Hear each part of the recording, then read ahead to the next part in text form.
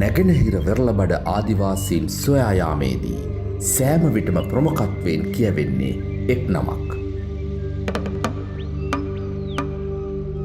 ඒ නල්ලතම්බි වේලායුධන්. මූදුවැද්දන්ගේ නායකයා ලෙස වර්තමානයේ පෙනී සිටින්නේ වේලු. අපි දැන් ඔහු මුණ ගැසෙමු. නම එහෙම කොහොමද? නල්ලතම්බි වේලායුධන් අම්බල වර්ගයේ. අම්බල වර්ගයේ. ඔව් අම්බල වර්ගයේ. අම්බල වර්ගයේ. එතකොට උරු වර්ගයේ මෙහෙම තියෙනවා වගේ අම්බල වර්ගයේ. අම්බල වර්ගයේ. අම්බල වර්ගයේ හැදෙන්නේ කොහමද? හැදෙන්නේ මේ අපි දැන් මුන්දු බෙද්දෝනේ අපි. මූදු වැද්ද. ඔව් මුන්දු බෙද්දෝ. අපි ලොක්කෝ ඔක්කොම නැති වුණා. නැති වුණාට පස්සේ මට හිටියා අපි සීයා එක්කෙනෙක්. ඒ අය ඉඳලා තමයි මම ඇව්වා. අපි මොන වර්ගද? දැන් තියෙනවා ඌරු වර්ගේ. මොන්ඩ්‍රා වර්ගේ. තලාන වර්ගේ. එහෙම තියෙනවා වර්ගේ. අපි මොන වර්ගද කියලා. ඊට පස්සේ එයා කිව්වා අපි අඹ වර්ගය කියලා. ශ්‍රී ලංකාවේ වැඩි ජනතාව මීට වසර ලක්ෂයකට පෙර අප්‍රිකා මහද්වීපයෙන් ආසියාවේ ගිනිකොන දෙසට සංක්‍රමණය වූ මානව සංහතියේ පූර්වජයන්ද. එසේනම් ඔවුන් ශ්‍රී ලංකාවට ඇතුළු වූයේ කවදාද යන ප්‍රශ්නයට අප සැවම පිළිතුරු සෙවිය යුතුව ඇත. හැබැයි මේ ඇත්තෝ නායකයලා ඇත්තෝ මන්ද වුණාට පස්සේ ආදිවාසී මිනිග්ගජු රඳවුවා කියන තැන වලට මං ගැච්චුවා. මං ගැච්චලා ඇයිරුකුලට මන්ද කෙරුවා. වාකරේ කුඤ්ඤම්කුලන් කායන්කනි පනිච්චංකනි අක්‍රාන මුර්තාන කිරිමිච්ච මිනිමිනිත්තවල ඒ ගම්පොජ්ජල් වලට මං ගැච්චුවා. ඒ මං ගැච්චලා දැන් ඔය ඇත්තන්ට ඔය කතා දැම්ම භාගෙම මේ ඇත්තන්ට කතා දැම්මා මේ ඇත්තොත් මේ පරම්පරාවේ කියලා. හැබැයි දැන් පරම්පරාවේ කියලා කතා දැම්මටම මේ ඇත්තන්ට විශ්වාස පොජ්ජ කොදුයි. එතකොට මේ ඇත්තෝ දැන් පරම්පරාවේ තිබෙන සිරිත් විරිත් ජාතු කර්ම ඇදහිලි මේ ඒ වරිගේ ඒතනවල මේ ඇත්තෝ ඇහුම් පොජ්ජ මන්ද කරුවා. මේ ඇත්තන්ට දැන් ওই කුඤ්ඤම්කුලන් වලදී ඇයිරුකුලට මන්ද වුණා කෝණ පොජ්ජ 92මක වයස තිබෙන මේ මුත්තිල ඇත්තෝ එකම. ඉතින් ඒ ඇත්තන්ෙන් මේ ඇත්තෝ ඇහුම් පොජ්ජ මන්ද කරුවා. ඔය ඇත්තෝගේ පරම්පරාව මොන එකද වර්ගයේ මොන එකද කියලා. එතකොට ඒ ඇත්තෝ කතා දැම්මා මේ ඒ ඇත්තන්ට තනමක් හිංගිල ඇත්තන්නේ භාෂා පොජ්ජත් තේරුම් පොජ්ජ මන්ද වුණා. ඒ ඇත්තෝ කතා දැම්මා මේ ඇත්තෝ ඇඹලාන වර්ගය කියලා. එතකොට දැන් මේ ඉබට කොහොමද මං ගැච්චුවේ කියලා උන් පොජ්ජ මන්ද කරනකොට ඒ ඇත්තෝ කතා දැම්මා ඒ ඇත්තන්නේ පරම්පරා පොජ්ජ මාම කැච්චක් කාල මැච් එකට උඩතනේදී යක්කුරේ ඉඳ තිබලා තිබෙනවා. යක්කුරේ ඉඳ තිබලා මහවැලි දියගම් යල්ලා අයින් පොජ්ජෙන් හේම් පොජ්ජ පට අරගෙන මං ගැච්චලා තිබුණා වාකරේට. ඒ වාකරේ කලපු වලට මං ගැච්චපුවාම ඒතනින් එයිබට මං ගැච්චන්න තැනමක් උදුයි. උපන්න සාධිකක් තියනවද? උපන්න සාධිකයක්. කොහොමද ඒකේ නම තියෙන්නේ? බේලායුධන් කියලා තමයි තියෙන්නේ. අම්බල වර්ගය කියලා දාලා නැහැ. වර්ගය දාලා නැහැ. වර්ගය දාලා. ඒක මොනවද දාලා තියෙන්නේ? සිංහලද දෙමළද? අපිට දාලා තියෙනවා මේ ලංකාවේ දෙමළ කියලා තමයි දාලා තියෙන්නේ. දීප ඔක්කොම දෙමළේ. දෙමළේ තියෙන්නේ. දෙමළේ. උපන්න මරණ කවුරු ගැච්චන ලේකම් හූර්ලා හැම එකම කින්ද තිබලා තිබෙන්නේ දේවාජිකාරලැත්තු. ඉතින් අර කැකුලෙක් ඉපදුම් පොජ්ජ මන් දුනාම මං ගැච්චලා දැන් ඒ ඇත්තන්ට කන්දා කියලා නම් පොජ්ජ මේ ඇඹුල වර්ගයේ කන්දා. හැබැයි ලේකම් හූරා කතා මේ කවුරු ගැච්චින කන්දප්පා.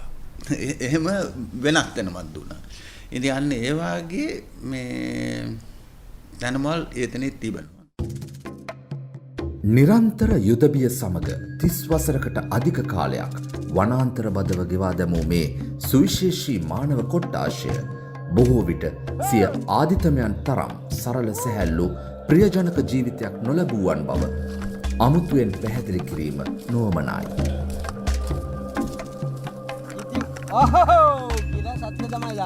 රූස්ස ගස් හා කටුපඳුරු අතර නිරතුරු සැරිසරමින් එදා කුසගිනි පිණිස මෝට ගතයුතු සහ ඉවත හලයුතු දෑ පිළිබඳව මුල් පාඩම පරිසරයෙන්ම උගත් ඔවුහු වර්තමානයේදී සංචාරකයන් හට එය නැවත පෙන්වන්නේ කුසගින්නට ආහාරවලට වඩා සිවිල් සමාජයේදී මුදල් බලවත්තේ යන න්‍යාය හොඳින් අවබෝධ කරගත් එයි.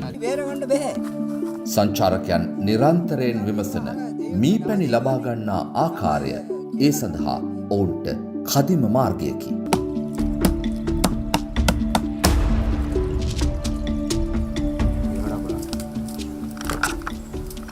පැණිවද කැඩීමට යාමේදී මීමැස්සන්ගෙන් හෝ වනසතුන්ගෙන් අතුරු ආන්තරාවක් සිදු නොවන්නේ නෑයකුන් තමා බලා ගන්නා බැවින් බව ඔවුන්ගේ විශ්වාසයයි. ඒකට කියන්නේ අපි පරණ කට්ටිය කියනවා අර උඩ අපි මෙසම අරිනවනේ ඒකේ අර දෙයියෝ සෙල්ලම් කරනවා.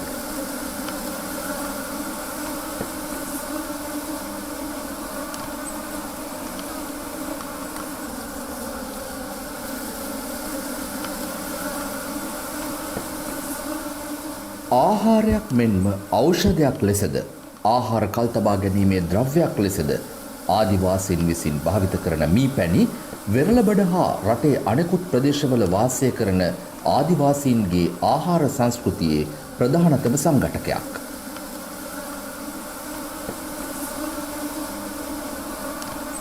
පැණි සොයා යන මීමැස්සා සහ පැණි රැගෙන මීවදයට එන මීමැස්සා පවා වෙන්වෙන්ව හඳුනා ගැනීමට තරම් තියුණු ලෙස නිරීක්ෂණය කළ හැකි ඔවුන් කෝප වූ මීමැසි ප්‍රහාරයන්ට ලක් නොවි ක්‍රමයෙන් ප්‍රවේශමෙන් මීවද ඉවත් කරගන්නා ආකාරය විස්මයජනකයි.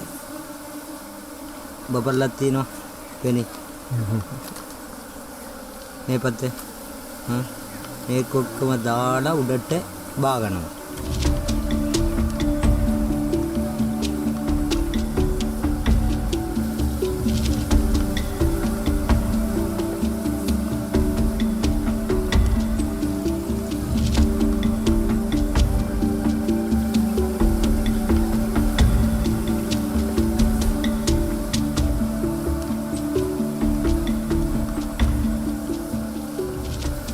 ඒකට කියනවා මොකද? කිරි පෙනිත්. කිරි පැණි තියෙනවා. කියලා තමයි මේකට කියන්නේ. හරිද බලන්න. මේකේ පෙනිත් තියෙනවා. අර මොකද? පෙටව තියෙනවා. ඔක්කොම කන්න ඕන. කාලා ඉතින් අපි කෙලේ යනකොට අපි මේක තමයි කේම අරන් යන්නේ නේ. ඉතින් ගෙදර එනකන් මේක තමයි කාලා එන්නේ. හරිද? මේවා අරන් මේ තියනවානේ. මේක තියනවානේ. ජීවිතයට මුදල් අවශ්‍ය බවත් නගරයට මුදල් ඇති බවත් මුදල් ඉපැයීමට මීපැණි කදිම යෙදවුමක් බවත් ඔවුන්ට අලුතින් කියා දිය යුතු නැත.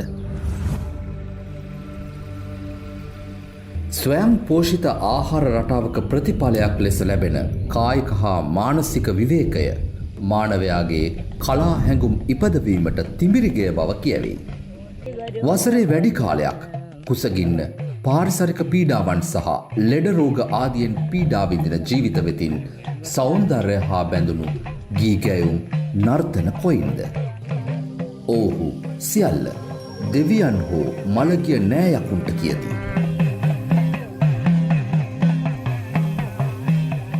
නැගෙනහිර වෙරළබඩ ආදිවාසීහු මෙහිදී වඩාත් වැඩියෙන් නැඹුරු වී ඇත්තේ තම වරිගයට ආසන්න ගැමියන්ගේ දෙවියන් සහ යාදිනි වෙතය.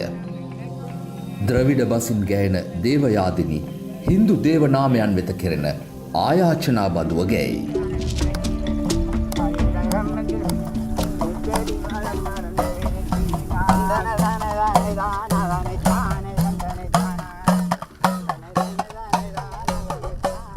රිද්මය විසින් මෙහෙවන නර්තනයන් සහ කඩාගත් ගස්වල ඉති කැබලි කිහිපයක් ඉනවටා බැඳගත් පිරිමියෙකු රැඟුවද වැදි කාන්තාවෝ ගැයුමට මිස නැටුමට වැයුමට සහභාගී නොවන තරම්ය. ආදිවාසීන් ගැන ශාස්ත්‍රීය මට්ටමෙන් කළ සොයා බැලීම් රැසකි. 1911දී C.G. සෙල්ක්මාන් මහතා සහ බ්‍රෙන්ඩා සෙල්ක්මාන් දෙපළ වැදිගම්මාන රැසක සංචාරය කරමින් සිය අත්දැකීම් හරහා 1969දී ප්‍රකාශයට පත් කළ ද වැද්දාස් නම් කෘතියේ වැද්දන් වර්ග 3ක් බෙදා දක්වයි. එනම් වැද්දෝ, ගම් වැද්දෝ සහ වෙරළබඩ වැද්දෝ යනුවෙනි. ඔවුන්ට අනුව මඩකලපුවට උතුරෙන් නැගෙනහිර වෙරළෙහි විසූ ආදිවාසීහු වෙරළබඩ වැද්දෝය. එක්සත් ජාතීන්ගේ සංවිධානය ප්‍රථම වරට 1993 වර්ෂය ලෝක ආදිවාසී ජාත්‍යන්තර වර්ෂය ලෙස ප්‍රකාශයට පත් කර ඇත. එක්සත් ජාතීන්ගේ සංවිධානයේ මහා ලේකම් මණ්ඩලය විසින් අනුමත කරන ලද යෝජනාවකට අනුව සෑම වර්ෂයකම අගෝස්තු මස 9 වැනි දින ලෝක ආදිවාසී දිනය ලෙස නම් කරන ලදී. හෙන්රි පාකර්ගේ මතයට අනුව වන්නි ප්‍රදේශයේ ජීවත් වන වැදි ජනයා හා සමාන දඩයම් දිවිපෙවතක් ගත කරන වන්නිවරුන් වැද්දන් ලෙස හඳුනාගත හැකිය. 1900 වර්ෂයේ ජනසංඛ්‍යාලේඛනවලට අනුව වන්නිවරුන් ඇතුළු සම්පූර්ණ වැදි ජනගහනය 3991ක් වූ බව සටහන් වී ඇත. වෙරළ වැද්දන් පිළිබඳ වැදගත් අධ්‍යයනයක් 1980 දශකයේදී ජෝන් ඩාට් විසින් සිදු කරන ලදී.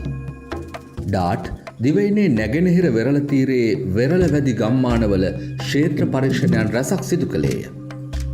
වෙරළ වැදි ජනයා නැගෙනහිර වෙරළේ වාලච්චේන හා ත්‍රිකුණාමලය අතර ප්‍රදේශයන්හි දක්නට ලැබෙන විශාලතම වැදි ජන කණ්ඩායම ලෙස ඔහු හැඳින්වීය. ඔවුහු ද්‍රවිඩ භාෂාව කතා කරන අතර හින්දු ආගම අදහති. ස්වභාවයෙන්ම අතිශය කුලෑටි බව සහ 30 වසරක යුද තත්ත්වය හේතු කොටගෙන සමාජයෙන් වසන්වීම වඩාත් ප්‍රිය කරන නැගෙනහිර ආදිවාසී කාන්තාවන් පිළිබඳව තොරතුරු සොයා ගැනීම අතිශය දුෂ්කරය. ඇත්තටම මේ අයව දැන් නැගෙනහිර පළාතේදී වුණත් දෙමළ ජනතාවගේ වෙන් කරලා අඳුරගන්න තියෙන ප්‍රධානම සාධකය තමයි මෙයාලා අවුරුද්දක සැරයක් කරන සඩංගු කියන උත්සවයක්. ඒ සඩංගු එක තමයි ඒක මේ අයගේ තියෙන අනන්‍යම තියෙන සංස්කෘතික උත්සවය.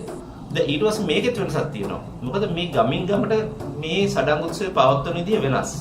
ගමින් ගමට තම තමන්ගේ නෑයකුන් අදහන විදිය ඒ නෑයකුන් වෙනස්. ඒ ආකාරයේ උත්සවයක් තියෙන ලෝකෙටම ඒ ගමට විතරයි. තමන්ගේ නොවුණු යුද්ධයක් නිසා අවතැන්ව අනේක විද ගැහැට විඳමින් ලත් පීඩාවන් නිසා දෙවියන් කෙරෙහි පමණක් ගයන්නට ආයාචනා කරන්නට ඔවුහු පෙළඹීම අතිශය සාධාරණය.